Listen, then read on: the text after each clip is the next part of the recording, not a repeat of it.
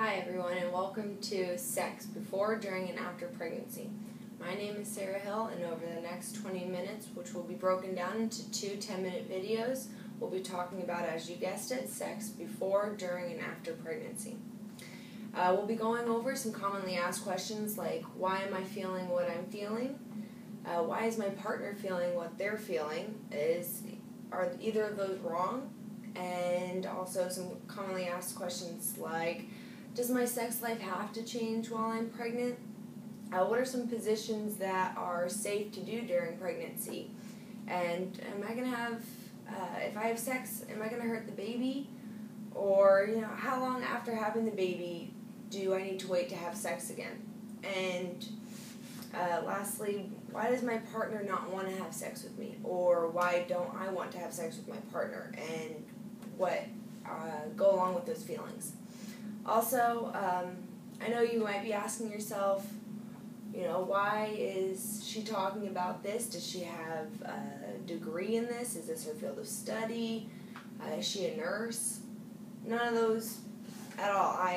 This topic didn't become interesting to me until about 15 months ago when I found out I was pregnant, and about 5 months ago I had my little girl. And so I went through all of these different questions, I went through this experience, and I'm still in the after phase of sex after pregnancy.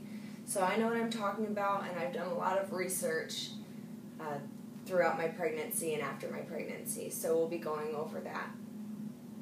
Before we get started, when I was pregnant, like I said, I did a lot of research, and I know I was way too embarrassed to ask anybody for information, like my mom, my stepmom, friends that had been in that position, or even family. I was even too embarrassed to ask my own OBGYN.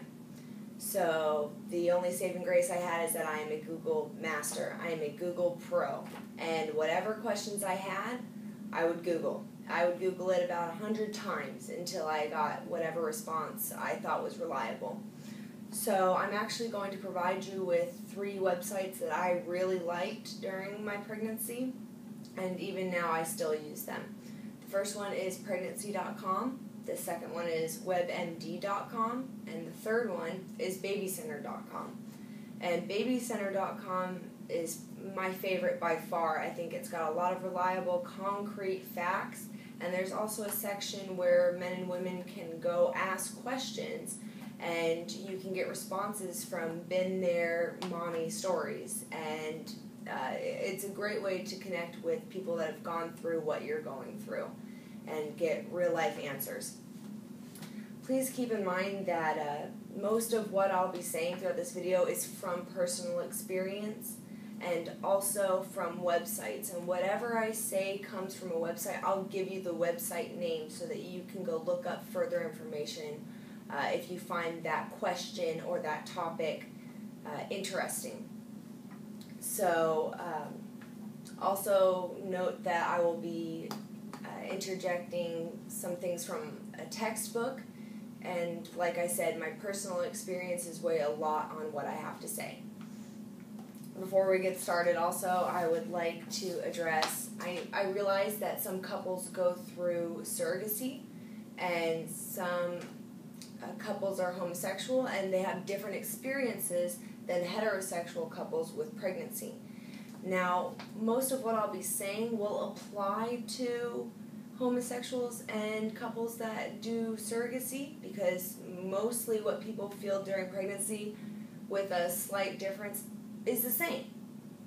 You have emotional ups and downs, and emotional turmoil, and pretty much the same questions. What's going on with my baby? Is my baby safe? But in order to give them a fair shake at the second end of the video, I will address homosexual and surrogacy couples in their own perspective. But first, I'd like to give you some statistics, and I got this actually from a book that's called Think Human Sexuality by Kelly Welch. It's on page 224 if you can get your hands on it. And it says that in 2004, the age range that most pregnancies were common in was 25 to 29. And I know you're thinking that that's kind of the ideal age. You're kind of in your respected field, you've been in a relationship for a little while, you might even be settled down and really planning out your life and having kids. And that's great. I think that's the ideal age, honestly, to have a family. But not everything always works out that way.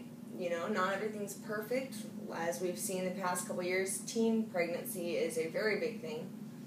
And, it doesn't always work out the way you want it to. Even if the timing is perfect, even if you've got the great career, you've got, the best partner, the best OBGYN, whatever. It doesn't matter. Nothing ever goes 100% right when you're going throughout your pregnancy. Because it's real life. You're getting prepared to bring a real life into the world. And that's never easy. And it doesn't ever go 100% the way you want it to. So keep that in mind throughout what we talk about, and that this is real life. And it's not easy. Having said that, I think a great deal about pregnancy and how it is what you make it. If you want a good pregnancy, if you want a positive pregnancy, you'll make it one. And your partner will help you make it a positive pregnancy. Or if you kind of, got shocked by this and if you feel stuck in your pregnancy and you let that affect your emotions, that's how you're going to feel. So how you want your pregnancy to go is how you should think. Now, I realize that's not always the case, and people battle with depression. I completely understand that. But for the most part, your pregnancy is what you want it to be.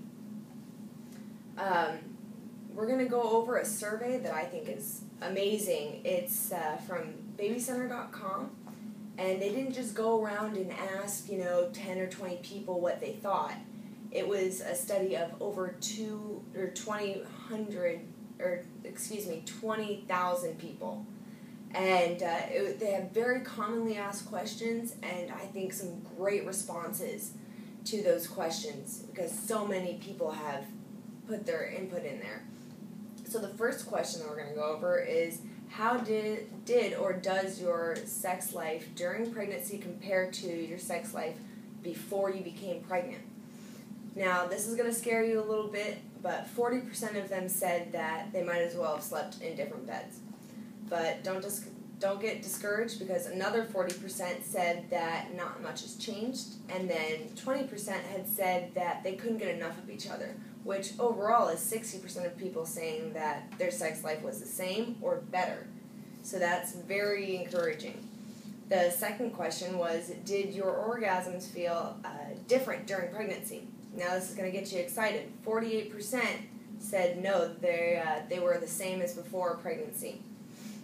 36% said they were more intense, and 16% said they were less intense. Now from that study, that's 84% of people saying that their orgasms were the same or better than before. Below this question, they also say that doctors agree with this because they say that increased blood flow to the pelvic region help the intensity of the orgasms during pregnancy. So as you see, most people that are going from before pregnancy to during pregnancy are having the same experiences or better experiences.